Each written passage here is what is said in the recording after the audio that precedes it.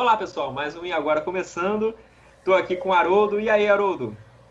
Semana complicada de novo? Ou, sei Semana lá. complicada, um burburinho danado lá em Brasília e todo mundo de cabelo em pé aí com a reforma da Previdência, né? A reforma da Previdência deixou todo mundo apreensivo, né? Na verdade, a semana foi uma semana esquisita, né? O presidente do Senado foi afastado, depois ele foi desafastado, teve a reforma da Previdência, que foi colocada em pauta já, já teve tentativa do impeachment do Temer agora, ou seja, confusão, mas tudo bem. Mas vamos falar da É, Previdência. essa reforma aí a gente tem que ver o que vai efetivamente passar, né?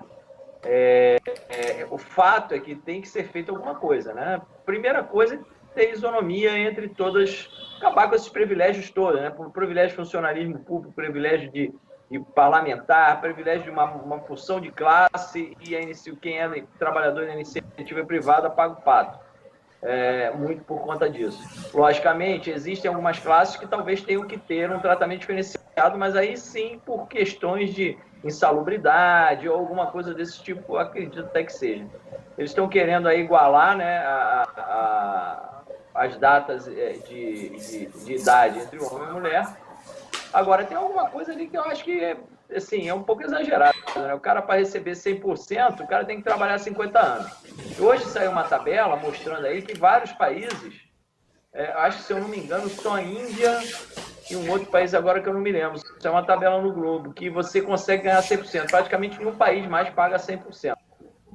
Então, isso é uma realidade mundial que está acontecendo. O fato é que a população tem que entender e, assim, a gente tem que se livrar do governo, ou seja, a gente tem que fazer o nosso pé de meia para quando a gente ficar mais velho. Agora, também, né, Thiago, pelo que a gente até estava conversando aqui, o problema maior é que é o seguinte, mesmo que você queira fazer, o governo desconta uma parte e a empresa paga a outra se você tem carteira assinada. E aí começa o problema, porque esse dinheiro que você poderia não estar contribuindo para o INSS, você poderia estar juntando ele, ou seja, a população poderia juntar. Então, assim, além de você descontar isso, você tem que juntar um novo dinheiro.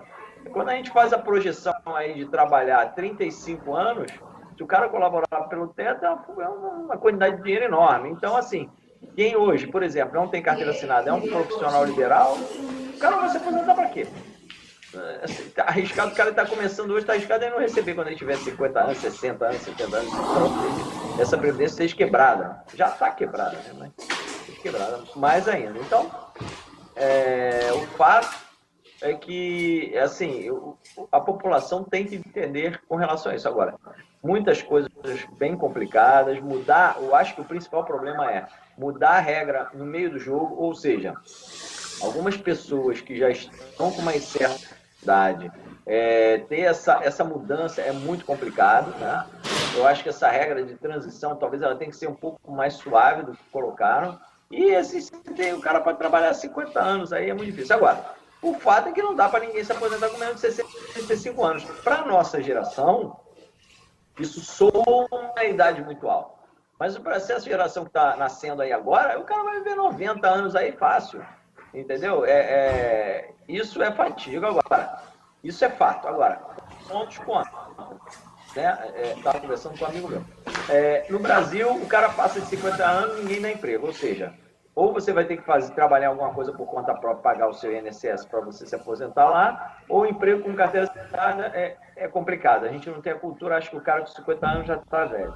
E também esses buracos, né? Porque a gente tem a economia instável e toda hora fica alguém desempregado durante algum tempo. Então, esses 50, sei lá, em 55, 56, ou seja. Então, muita gente não vai nem receber isso. Então, eu acho que isso aí está um pouco dilatado, realmente, esses 50 anos. Se a gente pudesse, né, ter aquela opção que a gente estava conversando, aí, Thiago, tua ideia aí, fala aí, Thiago, qual é a sua ideia aí de aquela opção paga, não paga, vamos lá.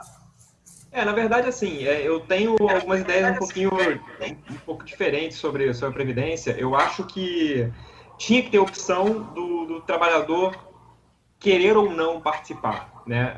Ele pode, porque o que acontece? O que as pessoas não sabem é que tem a alíquota de contribuição é de 20%. Mas aí o cara paga o teto, ele diz assim, mas só é descontado 11 do meu salário. Não, não é descontado 11. Porque, na verdade, é descontado 11 e a empresa paga os outros 9. Então, assim, é 20% que você vai ter que pagar. Então, se o cara, foi como você falou, se aos 50 anos o cara perde o emprego, o cara vai, ele não consegue, porque aos 50 anos é muito difícil, a gente tem essa cultura, como você disse, de não dar emprego para quem já tem uma idade depois dos 50, tá numa época ativa ainda, só que por cultura do brasileiro a gente acaba não dando emprego. Então o cara chegou ali, tá desempregado, o que ele faz? Ele precisa contribuir. Ele não vai contribuir com 11, ele vai ter que contribuir com 20. Então, assim, já é um valor maior. Então, a minha ideia é, primeiro, o cara poder optar ou não por contribuir. Porque se ele tem essa opção, ele vai pegar esse dinheiro e vai conseguir contribuir com o investimento que ele vai fazer, né? Ou seja, que ele decidiu. Ele vai fazer uma previdência privada, ele vai investir no tesouro direto, não sei. Ele vai fazer a própria carteira de investimento. A outra coisa que tinha que ser feito é que o INSS ele tinha que funcionar mais ou menos como funciona o FGTS. O FGTS, o cara coloca o dinheiro, a empresa coloca o dinheiro dela lá e aquele fundo é do trabalhador. Então, o trabalhador ele consegue olhar, ele tem um extrato, ele recebe a cada bimestre, trimestre, ele recebe um extrato do FGTS dizendo, olha, você tem tanto aqui, você tem esse dinheiro. Tudo bem, a remuneração, os juros que o FGTS paga para o trabalhador é muito baixo. Isso é uma outra questão que também tem que ser revista, porque é inviável. Só que o que acontece? No INSS, não. Quando você contribui com 11%, a empresa contribui com os outros 9%, ou seja, um total de 20%, esses 20% vão para um bolo. E esse bolo serve para pagar um monte de coisa para um monte de gente que não tem nada a ver com você. Então, assim, se você tem um fundo que é seu, esse fundo que é seu pode ser usado para pagar um seguro-desemprego, pode ser usado para pagar um auxílio-doença, pode ser usado para pagar um auxílio-maternidade seu. Então, tem teria que ter uma forma de você ter essa opção. Só que quando você tem um INSS falido por fraude, por um monte de gente que não contribuiu, mas está lá no sistema que contribuiu. Um monte de gente que se aposenta por invalidez sem ser inválido. Então, assim, quando a gente tem, no geral, fraude e falcatrua, quando a gente tem um fundo de INSS assim, você acaba contribuindo para pagar esse tipo de trabalhador, que, na verdade, de fraudador, né? E você tem também a corrupção, etc., um monte de coisa. E aí, por causa disso, o INSS acaba quebrando e aí o governo é obrigado a tomar medidas drásticas, tipo essa de colocar 49 anos para aposentadoria integral. Que tudo bem, é uma tendência mundial. Por que é uma tendência mundial? Porque o mundo está percebendo que as pessoas, que antigamente a pessoa começava a trabalhar aos 20, se aposentava aos 55, só que aos 55 ela estava plenamente ativo. Entendeu? Então, é uma tendência mundial saber que a pessoa ela consegue se manter ativo por muito mais tempo, né? Como você disse, uma geração que vai viver até os 90 anos, ou seja, até os 70 vai estar muito bem, entendeu? Então, apesar de ser uma tendência mundial, o governo precisou tomar uma medida dessa que, do nada, drástica, mudar a regra do jogo durante o jogo, né? Ou seja, vai complicar a vida de quem ia se aposentar, enfim, de quem está no meio do caminho. Por quê? Por causa desse tipo de coisa, por causa dessa má gestão do fundo de INSS, que só é mais gerido, além da corrupção e etc., porque tudo vai para um bolo só. Quando, pelo menos eu acho, não deveria ir para um bolo só, deveria ser separado, tipo como é o FGTS. Como funciona uma previdência privada? Porque aí sim o dinheiro é seu. Eu acho que é muito mais justo, entendeu? Essa é a minha visão sobre o assunto. É uma visão um pouco, talvez, polêmica, mas é o que eu penso sobre isso. Mas você sabe como é que foi criada a ideia dessa previdência? Que muitas pessoas é interessante terem conhecido. Foi criada no sistema pirâmide. Né? Ou seja, a população mais jovem antigamente era muito maior do que a mais velha, né? Você se vivia muito menos. Então, tinham, sei lá, 10 pessoas contribuindo trabalhando, contribuindo para uma pessoa lá em cima. Então, o que acontece? A pirâmide, quando inverte, ou seja, tem mais gente no topo da pirâmide do que gente mais nova, o que acontece? Cai.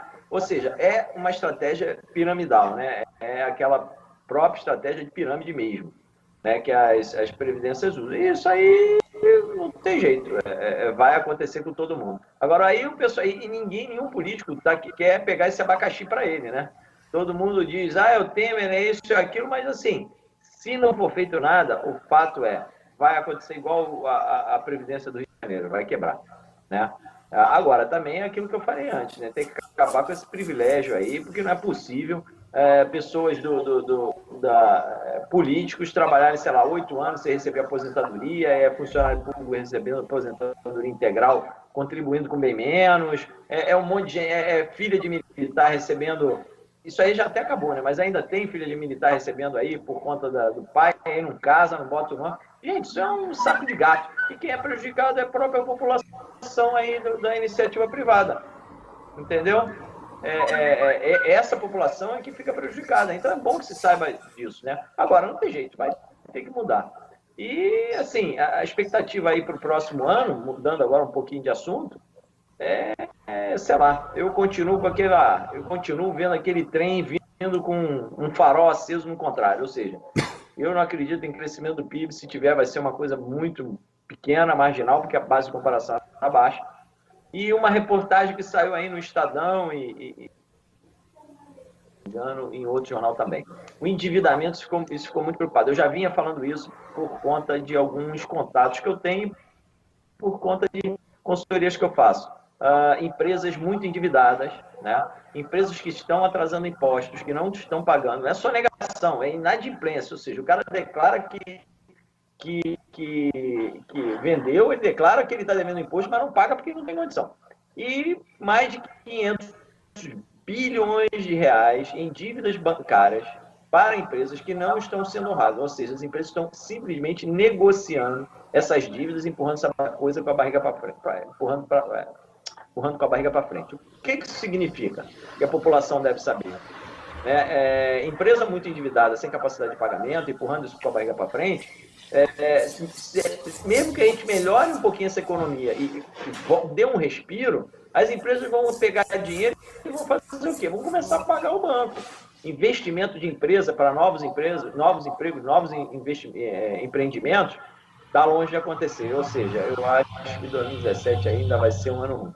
E a questão da Previdência também aí, que vai dar pano para manga aí. Vamos ver o que eles vão fazer, mas eu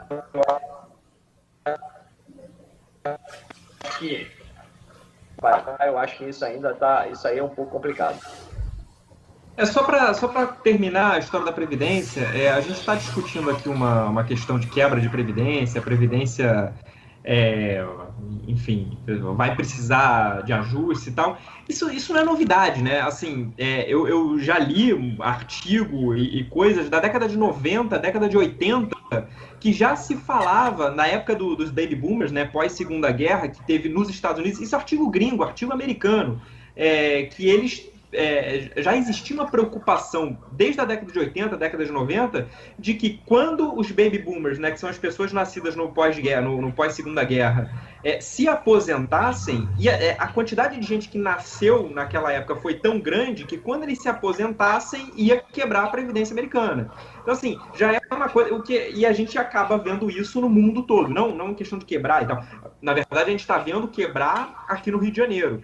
Mas, assim, já era uma coisa, já é um assunto que é discutido há muito tempo, né? E só que, como você disse, os governantes, eles não querem esse pepino para eles acabam empurrando com a barriga, deixa pro próximo, e uma hora vai ter que ser feita alguma coisa, senão, se não for feito nada, o que vai acontecer é o que está acontecendo atualmente no Rio de Janeiro, que olha, nada foi feito, então é o seguinte, a partir de agora você não recebe mais aposentadoria e fica sem dinheiro, entendeu? Então, tem que ser feito. Não sei se essa proposta que foi encaminhada pelo Temer de reforma é a ideal, a gente não está entrando nesse mérito aqui, a gente não está discutindo a proposta linha a linha para saber se é boa ou se é ruim, não é isso que a gente está dizendo, mas alguma coisa tem que ser feita, alguma reforma tem que ser feita.